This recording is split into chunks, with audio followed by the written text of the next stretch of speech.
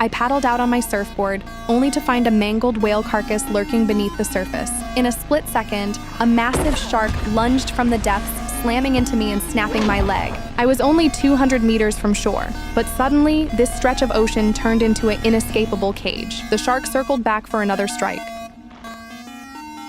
I struggled to climb onto the whale carcass. Just as it slammed into the whale carcass, I dove into the water and fought with everything I had to reach the rocks. Once I scrambled onto the reef, I realized the beach was completely deserted, and my leg was still bleeding out. To stop the bleeding, I had to use my earring as a needle. I started stitching the wound shut.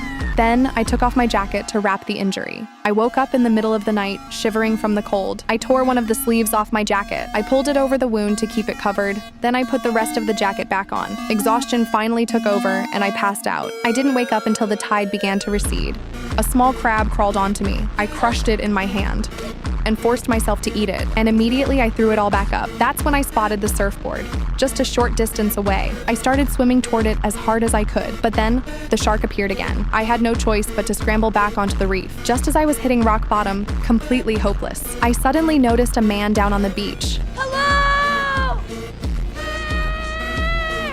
He heard my screams and finally got up. I was waving my arms frantically, trying to signal him. It looked like he finally understood what I needed, but I never expected him to take my phone and just shove it right into his pocket. He even snatched up all my cash, and to top it off, he just grabbed my bag and walked away with it. He hadn't gone far though. He spotted the surfboard floating out there on the water. Ignoring my desperate warnings, he jumped right in to grab it. But the moment he finally got his hands on the board, a massive wave came crashing down and swallowed him whole. And when I finally saw him again, all that was left of him was his torso, dragging itself across the sand toward the shore.